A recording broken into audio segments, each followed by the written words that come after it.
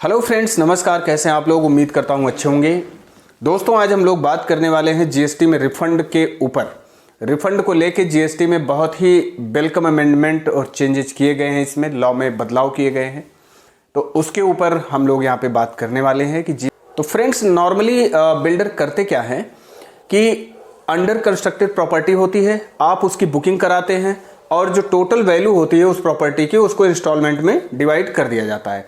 अब under constructed property जब आप एक्वायर करते हैं तो ऐसे केस में क्या होता है कि हर इंस्टॉलमेंट के साथ आपको जीएसटी का भी पेमेंट करना पड़ता है, ठीक है, क्योंकि आपने कंप्लीटेड प्रॉपर्टी एक्वायर नहीं की है। अंडर कंस्ट्रक्टेड प्रॉपर्टी अगर आप एक्वायर करते हैं तो कंसिडरेशन जो आप पे कर रहे हैं बिल्डर को, उसके साथ जीएसटी का भी पेमेंट करना पड़ता है।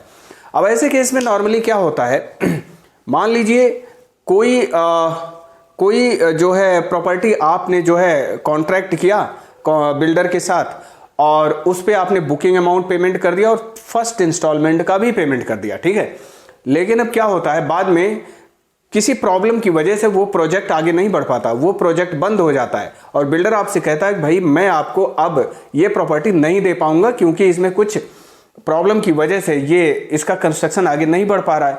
तो ऐसे केस में बिल्डर बोलेगा कि भाई मैं तुम्हें तुम्हारा अमाउंट वापस कर देता हूं, ठीक है। ऐसे केस में क्या होगा कि बिल्डर के पास दो ऑप्शन यहां पे होंगे, आपको वो किस तरीके से मैनिपुलेट करेगा, यानी कि किस तरीके से वो आपका सेटलमेंट करेगा। पहला तरीका उसके पास ये होगा कि आपने जो पैसे उसको दिए हैं वो विथ जीएसटी आपको वापस कर दे, ठीक है, विथ जीएसटी आपको वापस कर दे। बाद में वो क्रेडिट नोट इशू करके अपनी जीएसटी लायबिलिटी को वो सेटल कर लेगा, ठीक है। लेकिन अब बिल्डर के पास एक चैलेंज ये आ जाता है, मान लीजिए क्रेडिट नोट इशू करने की जो है टाइम लिमिट चली गई है, ठीक है। तो ऐसे केस में क्या होगा, बिल्डर अब उस टैक्स का क्रेडिट नोट इशू करने की चूंकि टाइम लिमिट जाने की वजह से वो अपनी टैक्स लायबिलिटी में एडजस्टमेंट नहीं कर सकता, ठीक है। अब ऐसे केस में बिल्डर आपसे क्या कह सकता है, बिल्डर ये कह सकता है कि भाई ऐसा है कि तुम अपना केवल अमाउंट, मेन अमाउंट जो आपने दिया है, हम जीएसटी का अमाउंट तुम्हें वापस नहीं कर पाएंगे, ठीक है, तुम जाके गवर्नमेंट से जीएसटी का अमाउंट वापस ले लो, ठीक।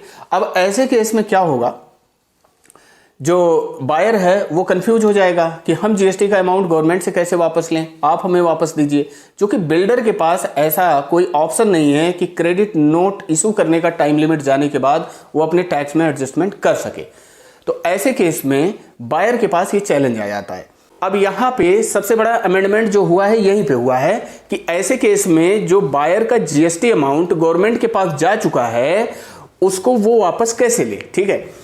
तो ऐसे केस में क्या होता है कि जीएसटी लॉ में सेक्शन 54 में क्लियरली ये मेंशन किया गया है कि any person can claim refund, कोई भी व्यक्ति रिफंड क्लेम कर सकता है। वहां पे रजिस्टर्ड पर्सन और अनरजिस्टर्ड पर्सन की बात नहीं की गई है, जबकि नॉर्मली क्या होता है, रजिस्टर्ड पर्सन ही जो है अपना रिफंड क्लेम करता है, क्योंकि पोर्टल जो जीएसटी का पोर्टल है वो उसको उस तरीके से अलाउ करता है। तो यहां पे वेलकम अमेंडमेंट यही हुआ है कि कोई अनरजिस्टर्ड पर्सन भी अगर है और ऐसी सिचुएशन उसके साथ अराइज होती है तो वो भी अपना जो है जीएसटी का रिफंड गवर्नमेंट से क्लेम कर सकता है, कुछ सपोर्टिंग डॉक्यूमेंट के साथ, प्रोवाइडेड कि उसको एक टेम्पोररी रजिस्ट्रेशन लेना पड़ेगा, नॉट एज ए सप्लायर। उसको एक टेम्पोररी रजिस्ट्रेशन के लिए पोर्टल पे वो फैसिलिटी अवेलेबल करा दी गई है, वहां पे जाके वो रजिस्टर करा के और अपना जो जीएसटी है जो पे कर रखा है गवर्नमेंट को उसका रिफंड ले सकता है, ठीक है। तो अब तो बात यहां पे ये रही कि ठीक है, क्या ये जो चेंज हुए हैं जीएसटी रिफंड को लेके, क्या ये जो है बिल्डर के ही संबंध में केवल हैं कि बिल्डर वाले मामले में ही इस तरीके से आप रिफंड ले सकते हैं? तो नहीं, आपके साथ किसी भी तरीके का इस तरीके का सप्लाई का कॉन्ट्रैक्ट अगर आप करते हैं, सप्लाई का कॉन्ट्रैक्ट अगर करते हैं तो और वो सप्लाई का कॉन्ट्रैक्ट टर्मिनेट हो जाता है बीच में, तो उस संबंध में आप जाके जो है रिफंड क्लेम कर सकते हैं। अब यहां पे सवाल ये आता है, क्या ये गुड्स के भी केस में रिफंड लिया जा सकता है? तो यहाँ पे गुड्स के मामले को इन्होंने जो है बहुत ज़्यादा इम्फेसाइज यहाँ पे नहीं किया हुआ है, केवल सर्विस स्पेसिफिक ये प्रोविजन है यहाँ पे जो अमेंडमेंट किए गए हैं। गुड्स के केस में नॉर्मली क्या होता है कि अगर क्रेडिट नोट इशू करने का टाइम निकल चुका है तो ऐसे केस में जो होता है नॉर्मली सप्लाई दिखा दी जाती है, ठीक है, परचेज सेल दिखा दिया जाता है तो उससे उसका सेटलमेंट हो जाता है, लेकिन सर्विस के केस में ऐसा संभव नहीं हो पाता है। This is the reason behind it कि गवर्नमेंट ने इसमें बहुत फैबुलस चेंजेस किए हुए हैं ताकि किसी का नुकसान ना हो।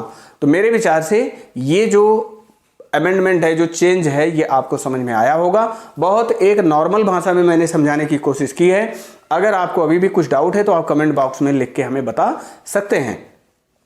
दोस्तों एक चीज यहां पे ये भी चैलेंज आ जाता है कि मान लीजिए कि कोई अनरजिस्टर्ड पर्सन रिफंड क्लेम करना चाह रहा है, तो क्या वो अनरजिस्टर्ड पर्सन रिफंड क्लेम ले सकता है? तो वही यहां पे चेंज किया गया है कि एक अनरजिस्टर्ड पर्सन भी अपने रिफंड क्लेम कर सकता है, जीएसटी रिफंड क्लेम कर सकता है, प्रोवाइडेड कि उसको एक टेम्पोररी रजिस्ट्रेशन लेके इस मामले का निपटारा करना पड़ेगा। जो भी उसमें गवर्नमेंट ने स्पेसिफाई किए हैं रूल 89 में, जो भी सपोर्टिंग डॉक्यूमेंट लगेंगे वो सपोर्टिंग डॉक्यूमेंट के साथ आप रिफंड क्लेम कर सकते हैं। होपफुली ये वीडियो आपके लिए रेलेवेंट होगी। Thank you very much for watching this video. For any doubt please write in the comment box and I will reply for the same. Take care, bye bye.